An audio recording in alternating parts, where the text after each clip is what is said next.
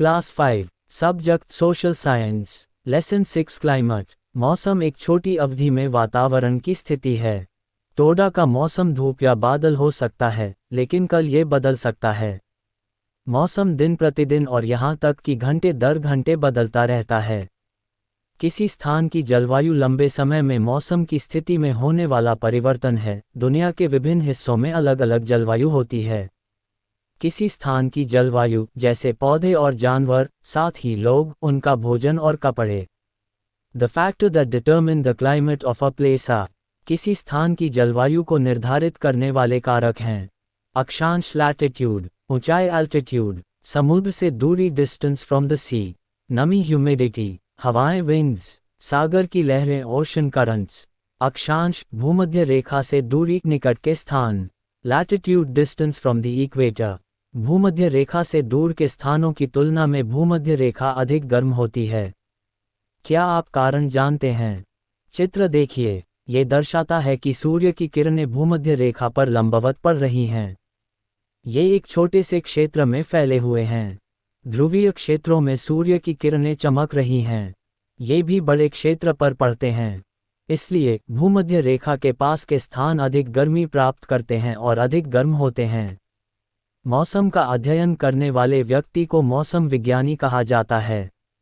A person who studies weather is called a meteorologist. प्राप्त ऊष्मा की मात्रा के आधार पर 3 जलवायु या ताप क्षेत्र होते हैं।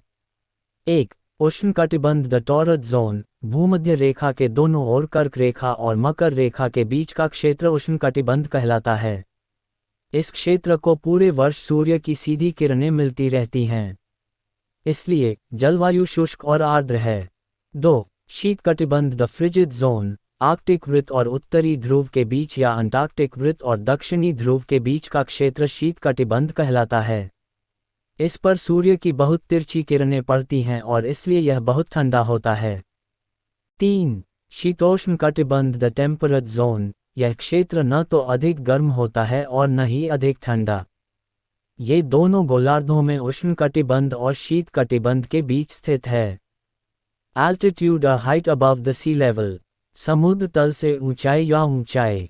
क्या आप जानते हैं गर्मियों में लोग हिल स्टेशन क्यों जाते हैं? हम जितना ऊपर जाते हैं वह उतना ही ठंडा होता जाता है। ऐसा इसलिए है क्योंकि ऊंचाई बढ़ने के साथ तापमान गिरता है। ऊंचे पहाड़ों में ठंड होती है क्योंकि पहाड़ ऊंचाई पर होते हैं। लुधियाना और शिमला भूमध्य रेखा से समान दूरी पर हैं, लेकिन गर्मियों में शिमला ठंडा और लुधियाना गर्म रहता है। क्या आप कारण बता सकते हैं? शिमला समुद्र तल से 2150 मीटर की ऊंचाई पर स्थित है, जबकि लुधियाना समुद्र तल से केवल 250 मीटर ऊपर है। हवाएं विंड्स, हवाएं उस स्थान को प्रभावित करती हैं जहां वे चलती हैं। गर्म क्षेत्रों से आने वाली हवाएं उस स्थान का तापमान बढ़ा देती हैं जहां वे चलती हैं, जबकि ठंडे क्षेत्रों से आने वाली हवाएं उस स्थान का तापमान कम कर देती हैं जहां वे चलती हैं। समुद्र से दूरी, डिस्टेंस फ्रॉम द सी, तटों के पास के स्थान न तो अधिक गर्म होते हैं और न ही अधिक ठंडे। उनकी जलवायु मध्यम इक्वेबल क्लाइमेट है। इसे समतापूर्ण जलवायु कहते हैं। इसका कारण क्या है? ऐसा जमीन और समुद्री हवाओं के कारण होता है। दिन के समय सूर्य भूमि और समुद्र दोनों को गर्म कर देता है।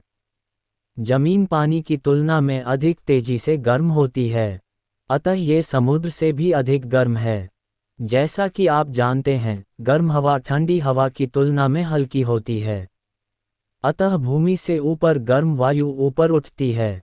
समुद्र से ठंडी हवा उसकी जगह ले लेती है। इसे समुद्री हवा के नाम से जाना जाता है। ये तट के पास की भूमि को ठंडा करता है। रात में विपरीत होता है। भूमि समुद्र की तुलना में अधिक तेजी से ठंडी होती है। समुद्र धीरे धीरे ठंडा होता है। समुद्र के ऊपर की हवा गर्म होती है और ऊपर उठती है। भूमि से ठंडी हवा समुद्र की ओर बहती है। इसे स्थलीय वायु कहते हैं। स्थल एवं समुद्री हवाओं के कारण समुद्र के निकट का मौसम सुहावना होता है। आर्द्रता, ह्यूमिडिटी, वायु में जलवाष्प की मात्रा को आर्द्रता कहते हैं। आर्द्रता किसी स्थान की जलवायु को प्रभावित करती है। समुद्र से जमीन की ओर चलने वाली हवाएं अपने साथ ढेर सारी नमी लेकर आती हैं। ये तटीय क्षेत्रों की जलवायु को अत्यधिक आर्द्र बनाते हैं। महासागरीय धाराएं ओशन करंट, महासागरों में गर्म और ठंडी धाराएं होती हैं। ये धाराएं कौम क्षेत्रों को प्रभावित करती हैं। पौधा घर प्रभाव, द ग्रीनहाउस इफेक्ट। ग्रीनहाउस प्रभाव पृथ्वी की सतह के निकट गर्म होने की एक प्रक्रिया है। ऐसा तब होता है जब पृथ्वी का वायुमंडल सूर्य की गर्मी को रोक लेता है। वातावरण ग्रीनहाउस में कांच की तरह काम करता है, यही से है कि ग्रीनहाउस प्रभाव को इसका नाम मिलता है।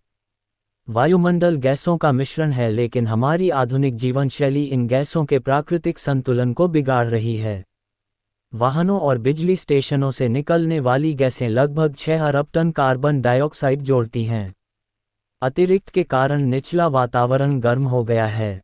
इसके परिणामस्वरूप वायुमंडल में अधिक पानी का वाष्पीकरण होता है। जलवाष्प गर्मी को अवशोषित करने में भी अच्छा होता है, जिससे पृथ्वी का वातावरण और भी गर्म हो जाता है। पिछले 200 वर्षों में वायुमंडल का औसत तापमान लगभग 1 डिग्री सेल्सियस बढ़ गया है, क्योंकि वातावरण में कार्बन डाइऑक्साइड की मात्रा बढ़ गई है। वैज्ञानिकों ने पृथ्वी की सतह के इस गर्म होने को ग्लोबल वार्मिंग कहा है।